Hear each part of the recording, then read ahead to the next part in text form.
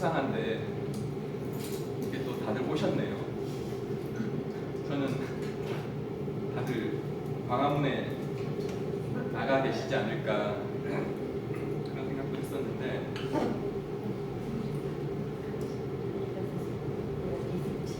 지금 저희가 이제 이런 그 상황들을 계속 겪고 있잖아요. 세상이 계속 이상하게 우리가 생각지도 않았던 도저히 받아들이기도 힘든 그런 시국으로 계속 가고 있잖아요. 다들 난리가 났어요. 보면 모이면 다들 그 얘기만 하고 있죠. 우리나라가 이게 나라냐부터 시작해서 어떻게 할 것인가 뭐 다들 뭐 자기 생각들 이야기하고 우리는 어떻게 해야 될까요? 그리스도인들은 과연 어떻게 해야 될까요? 이런 상황이 됐을 때 어떻게 해야 될까요? 성경에 이런 비슷한 케이스가 별로 없더라고요.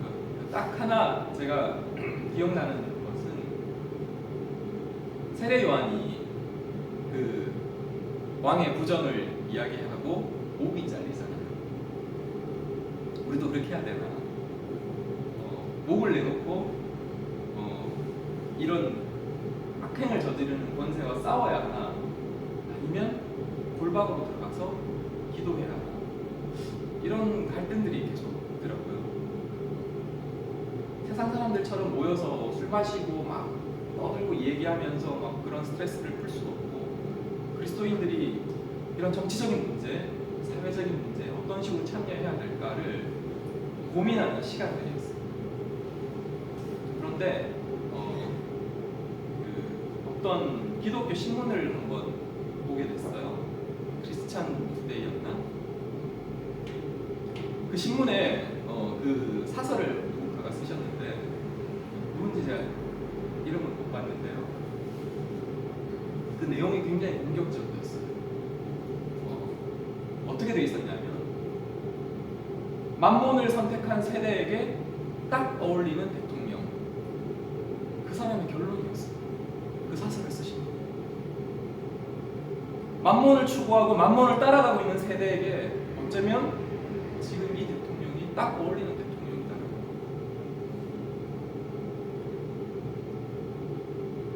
굉장히 도전적이더라고요.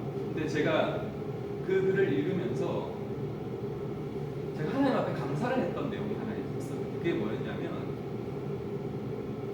하나님이 이 내용들을 다 드러냈다는 거예요. 이게 묻혀버릴 수도 있었어요. 사실 수많은 정권들이 그런 악행들을 저지르면서 다 묻혀서 왔잖아요.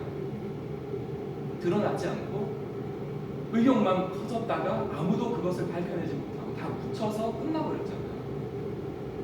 그런데 이번 사태는 드러내시더라고요.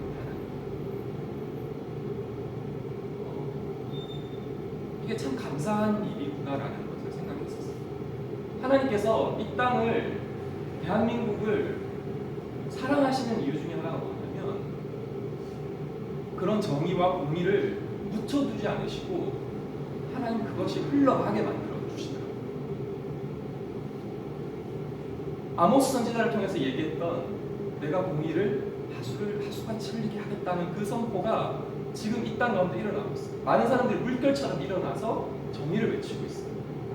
그것이 하나님이 원하시는 방향으로 갈지 어떤 방향으로 갈지는 모르겠어요. 사람들은 그렇게 지혜롭지 않기 때문에 하나님이 원하시는 방향으로 행동하지는 거의 못하더라고요. 이걸 잘 수습하고 마무리 짓고 하는 과정들을 잘 하지는 못할 것 같아요. 근데 적어도 하나님이 이 문제를 드러나게 하시고 이 문제에 대해서 다루어 가기 시작한다는 것을 보여주시더라고요. 그게 참 감사했어요. 우리는 우리의 길을 계속 가야겠죠. 오늘 우리가 예배 드리러 왔으니까 우리는 다시 말씀으로 가서 오늘 말씀을 드릴 부분을 더 나눴으면 좋겠어요. 제가 이번 주하고 다음 주에 나눌 말씀이 제가 이 예배를 처음 시작하면서 이 말씀을 꼭 전해야겠다라고 했던 말씀이 사실 이번 주하고 다음 주에 전할 메시지에 있습니다. 오늘 메시지 제목을 보시면 다윗의 열심, 우사의 열심. 다윗은 알겠고 우사는 아세요? 우사 잘 모르시죠? 네. 어릴 때 주일학교에서 막 농담처럼 하는 우사에 대해서 농담처럼 하는 얘기 중에 하나가 뭐냐면 법궤가 떨어질 때 우사가 우싸 하면서 받쳤다고 막 이렇게 그런 농담을 했었어요. 네. 얘기했듯이 법궤가 떨어질 때 법궤를 잡았던 사람이에요. 성경을 먼저 읽고 같이 나눠보겠습니다. 사무엘하 6장 1절에서 8절을 저랑 같이 교독할까요? 제가 먼저 읽고 여러분이 한 절 읽고 이렇게 1절부터 8절까지 읽겠습니다.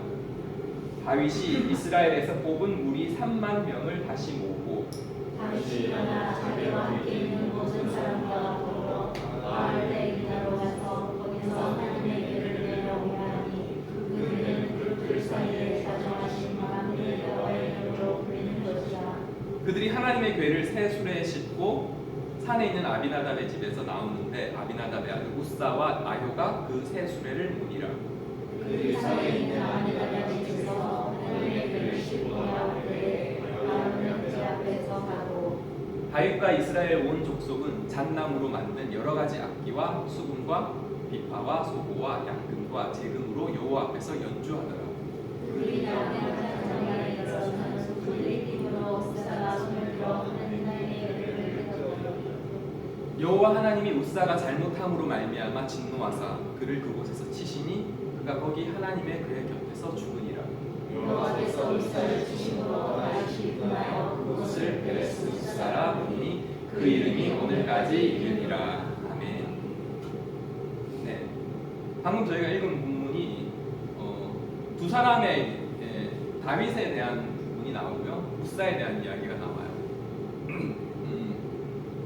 다윗이 모든 나라를 통일하고요, 다윗의 성에 들어간 이후에 가장 먼저 했던 일이 뭐였냐면 바로 법궤를 모시고 오는 일이었어요.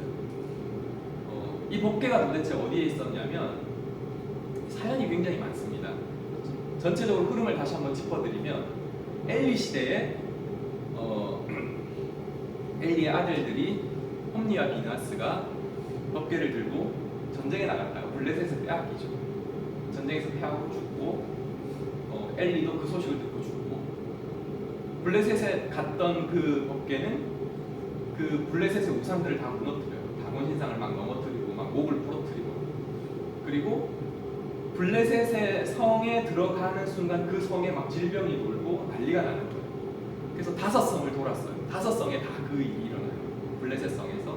그래서 난리가 났어요. 블레셋 성들이.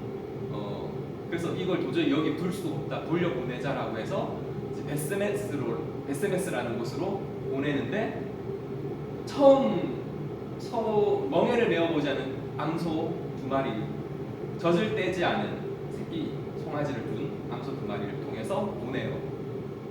갈 리가 없죠, 제대로. 근데 아무도 모는 사람이 없는데 그 암소 2마리가 눈물을 흘리면서 베스메스로 가요. 그래서 이것이 하나님의 뜻이었구나라는 걸 그 사람이 깨닫게 되죠. 그래서 베스메스에 왔어요. 베스메스에서 왔는데 법궤가 사실 그렇게 크진 않아요. 그냥 요만한데 요 정도 되는 크기인데, 베스메스 사람들이 법궤가 왔으니까 뭔가 싶어서 열어보죠. 열어보다가 그 자리에서 다 죽어요. 베스메스에 거기 있었던 사람들이 한꺼번에 다 죽어요. 사람들이 깜짝 놀라죠. 이게 도대체 뭐지? 법궤가 뭐지? 해서 두려워가지고, 그때 기랏 여아림이라는 곳에 오늘 우리가 읽었던 아비나답이라는 사람의 집에 법궤가 이제 간 거예요. 자, 거기 간 이후로 이제 법궤는 이제 잊혀진 거죠. 그런데 다윗은 법궤를 기억을 한 거예요. 법궤가 상징하는 상징성이 있어요. 법궤는 뭘 상징하냐면 하나님의 임재와 주권을 상징하고 있어요. 하나님의 임재와 주권이 있는 법궤이기 때문에 다윗은 그 법궤를 당연히 자기가 있는 곳으로 모셔와야 된다고 생각했던 거죠. 자, 그래서 아비나답의 집에서 그 법궤를 모셔오는데, 그때 등장하는 인물이 우사예요. 자, 다윗이 그 법궤를 모셔올 때에 어떻게 했을까요? 오늘 성경을 읽어보면 다윗은 굉장히 열심히 준비했어요. 제가 말씀드렸잖아요. 요만한 거예요. 요만한 법궤예요. 요만한 법궤를 모셔오는데 몇 명을 모았죠? 3만 명을 모았어요. 3만 명을 모으고 모든 악기들, 그죠? 악기들을 다 동원해서 찬양을 해요. 그리고 출발을 했어요. 소달구지를 타고 법궤가 오는데 갑자기 소들이 뛴 거예요. 뛰기 시작하는 거예요. 갑자기. 그러니까 덜컹덜컹하니까 법궤가 떨어질 판인 거죠. 당연히 우사가 떨어지면 안 되잖아요. 법궤가. 우사도 열심을 다했어요. 그 법궤를 제대로 운반하기 위해서 탁 잡았어요. 떨어지려는 찰나에. 그랬더니 그 자리에서 하나님이 죽여버렸어요. 여기는 그냥 죽었다고 되어 있는데 다른 성경에 보면 이 본문이 열왕기상에도 있고 역대상에도 있는데 다른 성경에 보면 찢어 죽였다고 했어요. 찢어 죽였어요. 갈갈이 찢어버렸어요. 죽을 때 그냥 죽지 않고 엄청 끔찍하게 죽은 거예요. 우사가. 다윗이 분노했다고 했어요. 다윗이 분노했어요. 하나님 왜 이렇게 하시는지. 법궤를 모셔오는 일이 다윗 보기에는 좋은 일이었어요. 선한 일이었어요. 하나님 기뻐하실 일이었다고 생각했어요. 그런데 하나님은 왜 이런 일들을 행하실까요? 아니 그냥 가만히 가면 되는데 소가 뛰게 만들고 법궤가 떨어지게 만들고 그걸 바치는 사람 죽게 만들고 찢어 죽게 만들고. 다윗은 그동안 지금 우리가 오늘 읽은 이 본문 바로 앞까지만 해도 굉장히 열심을 다해서 달려왔던 사람이에요. 그런데 오늘 우리가 읽은 본문에 다윗이 그동안 계속 해왔던 일 중에 하지 않은 게 하나 있어요. 그게 뭔지 아세요? 다윗의 삶 속에서 이 일이 계속 반복되고 있어요. 성경을 읽으면 이 구절이 계속 반복되고 있는데 오늘 우리가 읽은 구절에는 이 내용이 하나도 없었어요. 그게 뭐냐면 여호와께 여짜오니. 여호와께 여짜오니. 다윗은 어떤 전쟁을 나가든지 어떤 싸움을 나가든지 어떤 상황에 들어가든지 항상 하나님께 물었어요. 하나님께 물었고 하나님이 가라고 하시면 갔고 하나님이 돌이키라 하면 돌았었어요. 오늘 읽은 이 사무엘하 6장 바로 앞에도 사무엘하 5장을 봐도 전쟁을 할 때 보면 하나님이 시키는 대로 다 해요. 그 모든 과정 하나하나. 근데 여기서는 다윗이 하나님께 물었다는 내용이 없는 거예요. 왜 그랬을까요? 그 다윗이. 이유는 성경에 나와 있지 않으니까 모르겠는데 제가 생각하기에는 그래요. 다윗은 아마도 이것이 하나님의 뜻이라고 생각했던 거예요. 물어보지도 않고. 왜냐하면 하나님의 법궤가 이제 제자리에 돌아오는 것이 합당하다고 생각했던 거예요. 그래서 다윗은 아마 그래서 물어보지 않은 게 아닌가 하는 생각을 그냥 저 나름대로 했어요. 그것은 뭐 제 생각이니까 중요하지 않습니다. 어쨌든 다윗은 이 법궤를 옮기는 과정에 하나님께 물었다는 내용이 없어요. 하나님은 법궤를 옮기는 이 중요한 일을 엄청난 끔찍한 살인을 통해서 마무리를 지어버리셨어요. 다윗은 도저히 그 법궤를 더 이상 어떻게 할 수가 없어서 그 법궤를 이제 오벳에돔이라는 사람의 집으로 잠깐 임시로 맡겨놔요. 그리고 오벳에돔의 집에서 3개월 동안 법궤가 머물러 있어요. 여기에 이제 이상한 일이 일어나요. 여기에서 이상한 일. 오벳에돔이라는 사람이 갑자기 복을 받기 시작해요. 한번 읽어볼까요? 그 다음 구절이 사무엘하 6장 11절. 같이 읽어볼까요? 시작. 여호와의 괴가 가드 사람 오베데돔의 집에 석 달을 있었는데 여호와께서 오베데돔과 그 온 집에 복을 주시니라. 3개월 동안 하나님이 그의 집에 복을 주셨대요. 어떤 복을 주셨을까요? 모르죠, 우리. 안 적혀 있어요. 하나님 어떤 복을 주셨는지가 안 적혀 있어요. 난 이게 정말 궁금한데 사실 제가 궁금한 것들은 성경에 잘 안 적혀 있더라고요. 하나님이 도대체 어떤 복을 주셨는지 모르겠는데 이 오베데돔의 집에 3개월 동안 있으면서 받은 이 복이 사람들 사이에 소문이 쫙 퍼지기 시작했어요. 다윗의 귀에까지 들어왔어요. 하나님이 덮개가 들어갔던 그 오베데돔의 집을 축복해서 엄청난 복이 그 가정에 임했다는 얘기가 다윗의 귀에 들어간 거예요. 그때 다윗이 기뻐하면서 다시 덮개를 모시러 가죠. 그리고 덮개를 다시 모시고 와요. 그게 이제 사무엘하 6장 13절 다 같이 읽어볼까요? 시작. 여호와의 궤를 맨 사람들이 6걸음을 가매 다윗이 소와 살진 송아지로 제사를 드리고. 아멘. 앞과 지금 뒤에가 달라졌어요. 눈치채셨어요? 네. 하나님의 궤를 가져오는 방법이 달라졌어요. 앞에서도 그죠? 찬양하고 막 난리가 났었는데 지금도 똑같죠, 그죠? 막 소를 잡고 제사 드리고 하는 거 다 해요. 뭐가 달라졌죠? 궤를 소달구지에 싣지 않고 맸다고 했어요.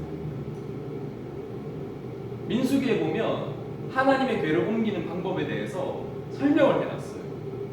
레위 사람들이 반드시 매야 하고 레위 자손 중에서도 고핫 자손만 맬 수 있어요. 하나님이 이미 이거를 갖다가 다 정해놨어요. 하나님의 복을. 그리고 모든 사람에게 알 수 있도록 두루마리에 다 기록을 했어요. 그런데 오베데돔은 3개월 동안 그 법궤를 모시고 있었는데 복을 받았고, 아비나답은 최소한 30년이 넘는 시간을 법궤를 집에 모시고 있었는데 저주를 받았어요. 아비나답이 저주받은 게, 아비나답의 아들이 우사죠. 아들이 죽는 저주를 받은 거예요. 둘의 차이가 뭘까요? 아비나답과 오베데돔의 차이는 뭐냐면, 하나님의 법궤를 옮기는 방법에 대한 것들을 아비나답은 생각조차 하지 않았어요. 어떻게 옮겨야 되지를 고민하지 않았어요. 왜냐하면 아비나답의 집에 법궤가 처음 올 때 뭐를 타고 왔죠? 소가 끌고 왔어요. 수레에 싣고. 그러니까 아비나답은 고민하지 않고 똑같이 블레셋 사람들이 보냈던 방식으로 법궤를 수레에 실어서 그냥 보냈던 거예요. 그런데 오베데돔은 어떻게 했죠? 법궤를 보낼 때에 맸다고 했어요. 레위 사람인지 뭐 고핫 자손인지에 대해서 나와 있지는 않지만 아마 고핫 자손이 맺겠죠. 메고 출발하기 시작. 무슨 얘기냐면, 우사는 태어났을 때부터 자기 집에 법궤가 있었어요. 그냥 모태신앙이. 하나님의 임재와 주권이 있는 법궤가 있는 집에서 자라났어요. 그런데 하나님을 몰랐어요. 법궤를 만지면 안 된다는 그 사실조차 몰랐어요. 법궤를 소달구지에 실으면 안 된다는 것조차 몰랐어요. 왜? 하나님에 대해서 관심이 없었던 거예요. 법궤에 대해서 관심이 없었어요. 어떻게 그럴 수가 있나요? 우사는 두루마리 한번 펴보지 않았던 거예요. 모세오경에 보면 그게 다 나와 있는데 그걸 찾아보지 않아요. 우사는 일단 관심이 없었어요. 하나님에 대한 관심이 없었고요. 성경에 대한, 말씀에 대한, 하나님의 법에 대한 관심이 없었어요. 또 오베데돔은 달랐던 것 같아요. 오베데돔은 정확하게 그것들을 지켜가면서 움직이기 시작한 거죠. 우리가 우사가 사실 죽은 이유는 딱 한 가지예요. 우사가 죽은 이유는 무식해서 죽어요. 무식해서. 의외로 교회 안에서도 이런 사람이 너무 많다는 거죠. 하나님에 대해서 교회를 열심히 다니는데 하나님에 대해서 너무 무지하고 하나님에 대해서 너무 모르는 거예요. 예배가 뭔지, 예배를 왜 드리는지, 헌금을 왜 드리는지, 십자가가 나하고 무슨 상관이 있는 건지, 주님이 오신다는데 그게 나하고 무슨 상관이 있는 건지, 그거에 대해서 아무도 고민하지 않고 그거에 대해서 더 이상 알려고 하지도 않는 거예요. 더욱이 하나님이란 존재, 하나님에 대해서 이야기해 주는 것들에 대한 지식들은 내 머릿속에 가득 있지만 정작 내가 하나님을 모른다는 거예요. 성경의 대부분의 안다라는 표현은 야다라는 단어를 쓰고 있는데 이 야다는 경험적으로 안다는 거예요. 성경은 들어서 아는 거를 안다라고 절대 말하지 않아요. 너 예수님 아니? 너 하나님 아니라는 건 뭐냐면 그 사람과 친밀한 교제를 가지고 있냐라는 걸 말해요. 그런데 오늘날 우리 교회 안에도 하나님과 그렇게 친밀한 교제 안에 있으면서 하나님을 알고 하나님을 사모하고 하나님의 것을 알기 위해서 정말 연구하고 쫓아가는 사람들은 너무나 부족하다는 거죠. 3개월밖에 있지 않은 오베데돔의 집에서는 하나님의 축복이 넘쳐났어요. 하나님을 알고자 하는 그 열심들이 그 가정에 충만했던 것 같아요. 하나님을 알기 위해서 열심을 다해본 적이 있어요.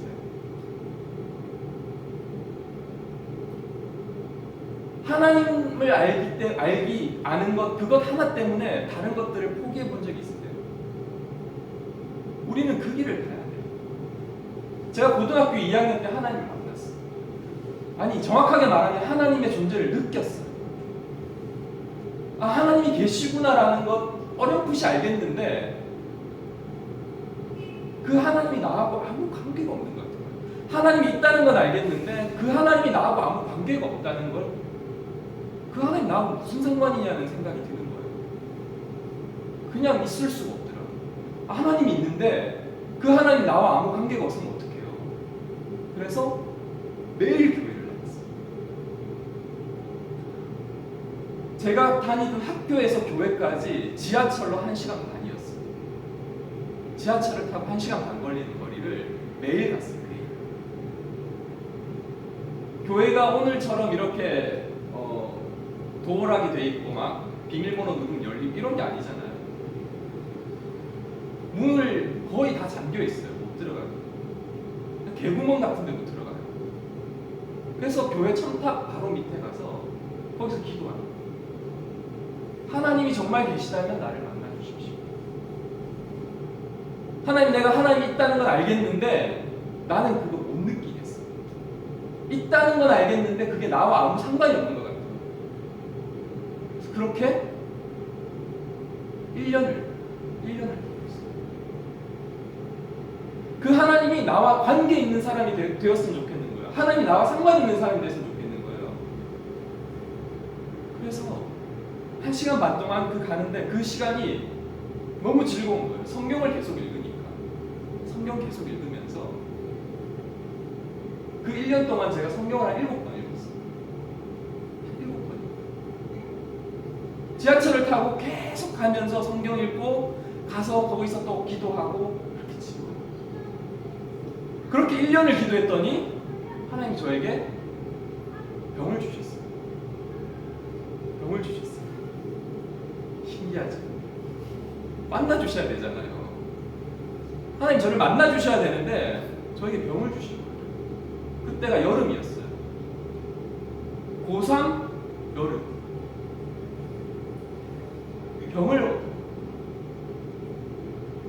병원에 갔더니 학교를 다니지 말라. 너 이제 학교 다닐 필요 없다는 거예요. 병원에서 1년을 그렇게 갔어요. 하나님을 그렇게 찾고 부르짖었는데 돌아온 결과가 병을 주신 거예요. 6개월 이야기예요. 6개월. 제가 안 믿는 가정에서 나갔거든요. 제가 어머니를 전도하려고 1년 동안 얼마나 기도했는지 모르겠어요. 어머니 전도가 되겠어요? 자식 새끼 맨날 교회 가는데 그러고 1년 동안 지나고 나서 보니까 병을 얻은 거야, 자신이. 병원에 갔는데 오래 못 산다는 거야. 학교를 그만하는 거야. 휴학을 하는 거야. 고등학교 3학년 여름인데. 제가 내신 1등급이었거든요. 내신 1등급인데 학교를 그만하는 거야. 정말 신기하게도 화가 나지 않아요. 화가 나지 않는 거예요. 단 한순간도 나는 죽는다라고 생각을 안 했어. 그때부터 뭘 했냐면 병원을 다니면서 부흥회란 부흥회는 다 찾아다녔어요.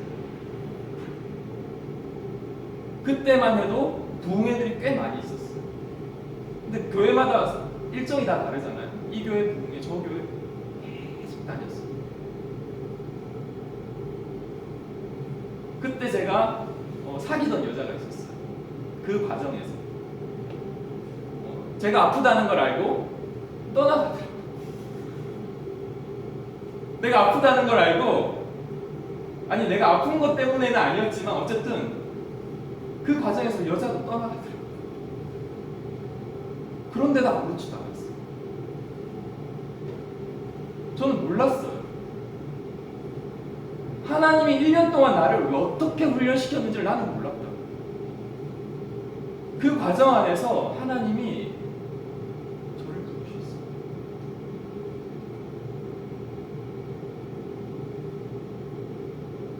하나님은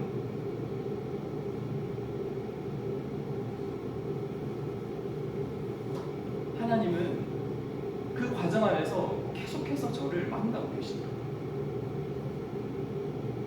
나는 몰랐지. 나만 몰랐지. 하나님은 계속해서 그 과정 가운데 계시더라고요. 그런 상황들을 지나고 있는데도 내 마음이 전혀 힘들지 않아요. 전혀 힘들지 않았어요. 하나님을 향해서 한 번도 불평불만하지 않았고요. 하나님 왜 나한테 이런 시련을 주냐고 그런 생각조차 안 했어요.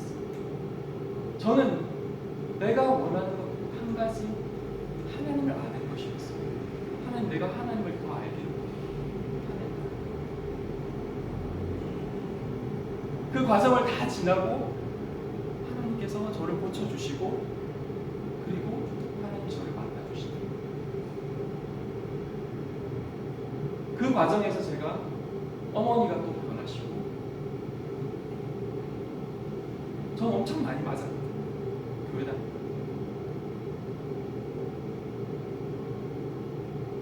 하나님은 가장 좋은 방법으로 준비하고 계시더라고요. 그 과정을 저를 끌고 가시더라고요. 얘기하려면 오늘 1시간, 2시간 넘어가요. 그 과정을 다 얘기할 수는 없어요. 그런데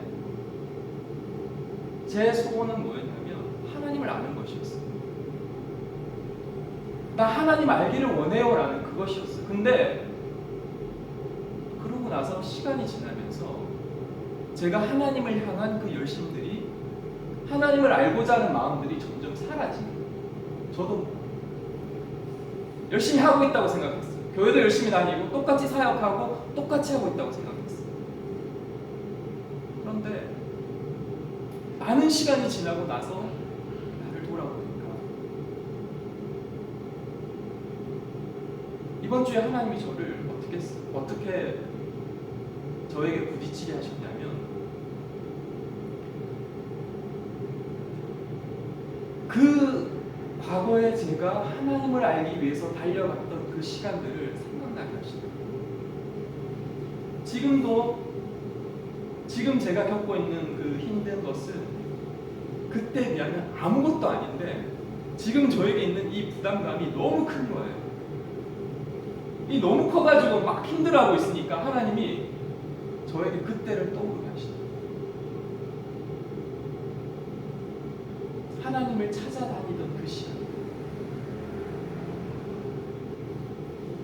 제가 말씀을 전하고 사람들에게 막 이런 이야기 저런 이야기를 하고 다니지만, 정말 제가 제 스스로가 이 말씀대로 제 삶에 적용하고 제가 먼저 그 말씀에 도전받지 못하고 있는 저를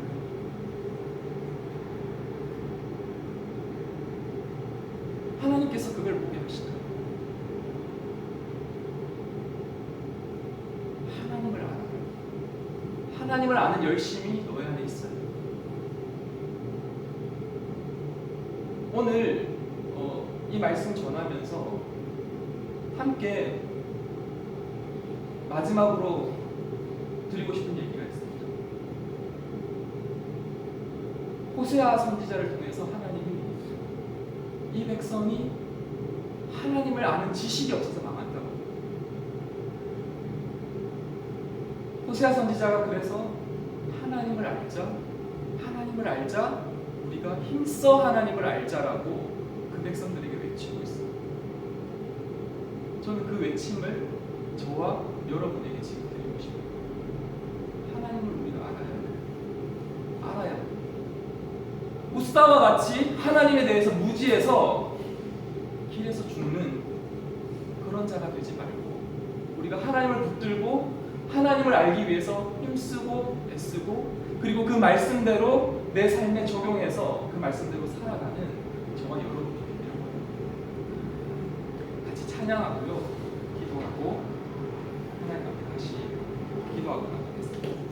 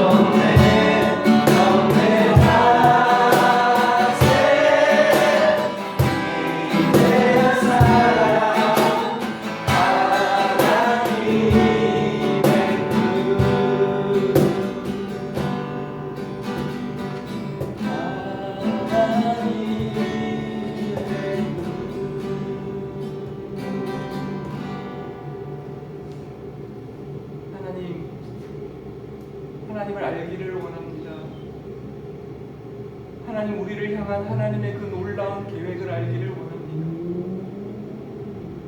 우리를 위하여 아들을 보내시기까지 우리를 택하셔서 하나님이 우리를 어디에 쓰시려고 하시는지, 하나님 내가 이 땅 가운데 하나님 앞에 서서 내가 무엇을 감당하기를 원하는지 그 하나님의 뜻을 알기를 원합니다. 하나님, 우리가 너무나 많은 시간 하나님 그것이 아닌 다른 세상의 것들에 관심을 가지고 세상의 것들을 쫓아가고 세상의 가치관 가운데 빠져서 하나님을 아는 것 가운데 소홀하고 하나님을 알기에 우리의 마음이 너무나 둔하여져 있었습니다. 하나님, 이 시간 우리의 마음 가운데 하나님 찾아오셔서 하나님을 알게 하시되 하나님 나를 향한 하나님의 놀라운 계획들을 내가 깨달아 알아 하나님이 부르시면 어디든지 갈 수 있는 사람으로 세워질 수 있도록 하나님 이 시간 가운데 우리 가운데 찾아와 주시옵소서. 우리의 마음이 하나님을 알지 못해서 죄를 짓지 않게 도와주시옵시고, 하나님을 향하여 귀를 기울일 때에 하나님 그 음성을 우리 가운데 들려주시며 하나님의 말씀을 읽을 때에 그 말씀이 우리에게 깨달아 알아지는 은혜가 일어나게 하여 주시옵소서. 성령이 친히 우리의 주인 되셔서 그 모든 말씀을 대할 때나 하나님을 구하는 모든 기도의 제목 가운데 함께 하시고 깨달아 알게 하여 주시옵소서.